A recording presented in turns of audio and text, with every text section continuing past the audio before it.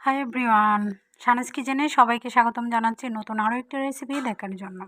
আজকে আমি মাছের মাথা দিয়ে মজাদার একটি মুড়িঘণ্ট তৈরি করে দেখাবো, যা দেখতে খেতে অসাধারণ হবে।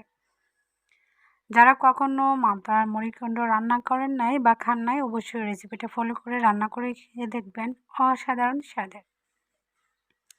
দুটি মাছের মাথা নিয়েছি, এখানে হাফ কেজি পরিমাণ আছে। তো প্রথমে পেঁয়াজ কুচিটাকে ব্রাউন কালার করে ভেজে নিচ্ছি। ভেজে নেওয়া হয়ে গেলে এখানে আমি লবণ দিব 2 চা চামচ পরিমাণ, হলুদ 1.5 চা চামচ পরিমাণ, জিরে গুঁড়া 1/2 চা চামচ পরিমাণ, ধনিয়া গুঁড়া 1 চা চামচ পরিমাণ, মরিচের গুঁড়া 2 চা চামচ পরিমাণ। মশলাটাকে তেলের মধ্যে একটু নেড়েচেড়ে কষিয়ে নেওয়ার পর সরাসরি 2টা মাথা আমি দিয়ে দিচ্ছি। মাথাগুলি সর্বপ্রথম আমি কিন্তু কেটেও নিয়ে নেই, ভেঙেও নিয়ে নেই, সরাসরি আস্ত রেখে এভাবে দিয়ে দিচ্ছি। এটা যখন সিদ্ধ হবে এমনিতেই নরম হয়ে থাকবে, আর পানি দিলে এটা অটোমেটিক একটু নরম হয়ে থাকলে আর একটু গোটাগাটি করলে ভেঙে যাবে। মশলার মধ্যে একটু নেড়েচেড়ে মাথাটাকে একটু মিশিয়ে নিয়ে তারপর এখানে পর্যাপ্ত পরিমাণ পানি দিচ্ছি, প্রায় 500 গ্রামের মতো পানি দিচ্ছি। এটাকে ঢাকনা দিয়ে ঢেকে ভালোভাবে রান্না করব। রান্না করে যখন নরম হয়ে থাকবে তখন এটাকে ভেঙে গুটে গুটে নেব, যেন একবারে লেতাপেতা হয়ে যায় বা মুড়িঘণ্ট তৈরি হয়ে যায়। 4 থেকে 5 মিনিটের জন্য ঢাকনাটা আমি ঢেকে দিয়ে এভাবে রান্না করে নেব।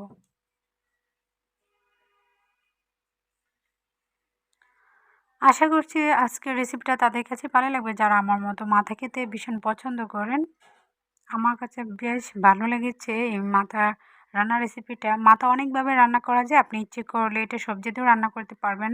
মাছের মাথা লাউ দিয়েও খাওয়া যায়, আবার এমনিও ভুনা করা যায়। তো আজকে আমি মুড়িঘণ্টই করে নিচ্ছি।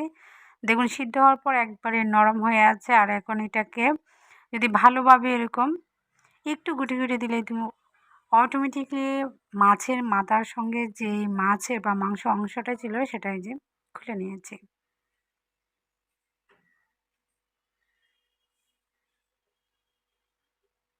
এখন হচ্ছে এটাকে আর কিছুক্ষণ রান্না করে ঘন করে নিব।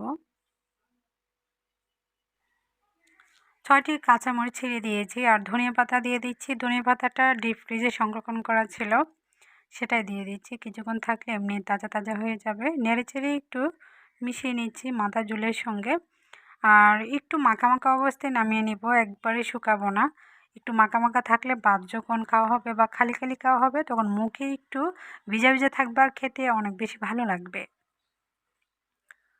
এটাকে ইচ্ছে করলে জাল দিয়ে একবারে কটকটার মতো করা যাবে, তবে একটু ঝুল রাখলে আপনি ভাত দিয়েও খেতে পারবেন। এটা বাচ্চারা কিছুতেই খেতে পারবে না, কারণ হচ্ছে যেহেতু প্রচুর পরিমাণে কাটা, ছোট বাচ্চারা কিছুতেই খেতে পারবে না। বড়রা খেলেও আস্তে আস্তে খেতে হবে, একটু সময় নিয়ে খেতে হবে।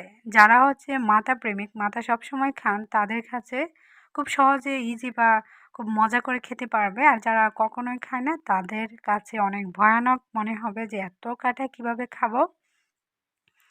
যারা মাথা পছন্দ করেন এভাবে রান্না করে খেয়ে দেখবেন, ভাতও পেট ভরে খাওয়া যায়, আবার খালি খালি খেলেও খুব মজা করে খাওয়া যায়।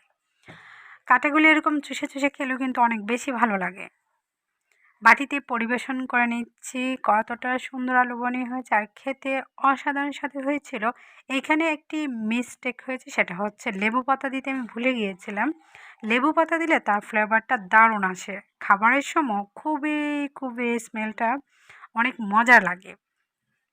যারা মাথা প্রেমিক, মাথা খেতে পছন্দ করেন, অবশ্যই আমার ভিডিওতে কমেন্ট করবেন। ভালো লাগলে ভালো একটি কমেন্ট এবং লাইক দিয়ে চ্যানেলটাকে সাবস্ক্রাইব